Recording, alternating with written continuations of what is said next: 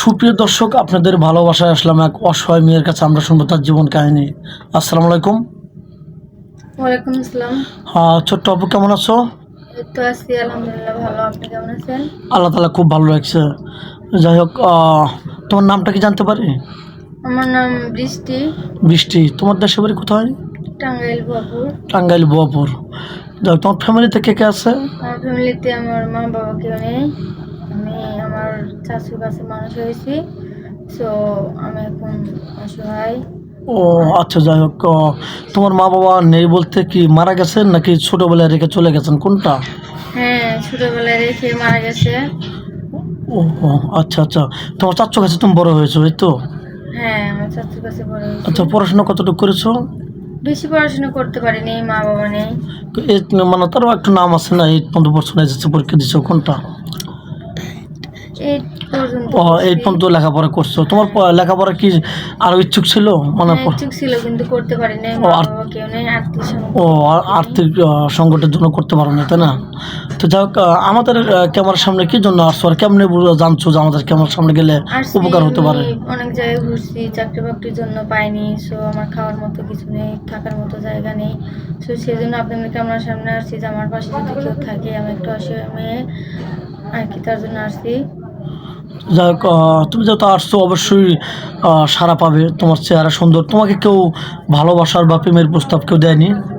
না, এখনো পর্যন্ত দেয়নি। রাস্তাঘাটে বা মার্কেটে বা কোথাও দাওয়াত খেতে গেছো, কেউ প্রেমের না, প্রস্তাব আমার দেয়নি? কেউ দেয়নি। কেন এত সুন্দর চেহারা, তোমাকে প্রেমের দেয়নি প্রস্তাব? কারণ আমি একটু অসহায়, আমার আর্থিক সামর্থ্য নেই। কারণ কিভাবে আমার এই প্রেমের প্রস্তাব দিবে? মানে তুমি বলতে চাচ্ছ যে যার টাকা নাই এই যুগে তার আমার কোনো এই দাম যুগে নেই? তার ভালোবাসা নেই। মানে চেহারা দেখে না নাকি? না, না, টাকা ছেলেদের থাকলে পরে? ভালোবাসা হয় না। যাই হোক, তুমি যে আসছো, কোনো প্রবাসী ভাই তোমাকে বিয়ে করে যদি বাইরে নিয়ে যেতে চাই, তুমি কি যাবে? হ্যাঁ, আমি যাবো, আমার কোনো আপত্তি নেই।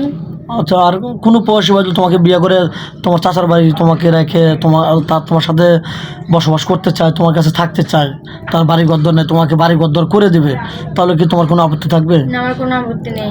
তাহলে বয়স বেশি হলে আমার কোনো আপত্তি নেই। সে যেখানে থাকবে আমি সেখানে থাকবো। তুমি তো আমার মুসলমান, ভালোবাসা চাই। নামাজ কালাম তো হ্যাঁ, পড়া হয়। নামাজ কালাম করি, কোরআন শরীফ পড়ি। আচ্ছা, যাই হোক, দেখেন দর্শক বন্ধু, এক কথায় গবরে পদ্ম ফুল। এত সুন্দর চেহারা, চাঁদের মতো ফুটফুট একটা মেয়ে। টাকা পয়সা নাই, ইতিম মেয়ের জন্য আমাদের ক্যামেরার সামনে আসছে। টাকা পয়সা থাকলেও হয়তো আমাদের এখানে আসতে হতো না, হয়তো ওর কপালটাই খারাপ। যাই হোক, আমরা যতটুকু পারি সহযোগিতা আমরা করবো। তো যাই হোক, কোনো প্রবাসী ভাই যদি ওই থাকা অবস্থায় তোমাকে বিয়ে করতে চাই, তাকেও চালাতে পারবে, তোমাকেও চালাতে পারবে, তোমার কোনো আপত্তি আছে? না, আমার কোনো আপত্তি নেই। সে যদি 10টা বিয়ে করে, আমার বিয়ে করে, তাতে কোনো আমার আপত্তি নেই। অনেক সুন্দর কথা বলছো, কারণ সে চালাতে পারলে তোমার তো কোনো সমস্যা নেই নাকি? না, আমার কোনো সমস্যা নেই। যাক, তুমি কি আদৌ ফোন কিনেছো? ফোন আছে তোমার? না, আমার কোনো ফোন নেই, আমার কোনো খাওয়ার মতো জায়গা নেই, থাকার মতো জায়গা নেই। আমি খুবই অসহায়, আমি ফোন পাইবো কই? আচ্ছা, যাক, তুমি যে পোশাক পরেছো এটা কি তোমার না কারো থেকে নিয়ে না, আসছো? আমি আমি অন্য কাপড় থেকে নিয়েছি। আমার কোনো ভালো এই টাইপের কোনো পোশাক নেই। দেখেন, ওর গায়ে যে পোশাক আছে এটা ওর না, আর শীতের দিন একটা শীতের কাপড়ও নেই। খুবই অসহায়। আমরা যতটুকু পারি আমরা হেল্প করব। আর দর্শক বন্ধু, আপনারা হেল্প করলে হেল্প করতে পারেন। আর বিয়ের সাথে করতে চাইলে আমাদের নাম্বার দেওয়া থাকবে স্ক্রিনে, মানে ইউটিউব চ্যানেল কর্তৃপক্ষ নাম্বার দেওয়া থাকবে। কেউ ভিডিও কল দেবেন না দয়া করে। ভিডিও কল দিলে ব্লক করতে বাধ্য হবো। ভালো থাকবেন, সুস্থ থাকবেন। এই জন্য এবারের মতো শেষ করতে চাই। আল্লাহ হাফেজ।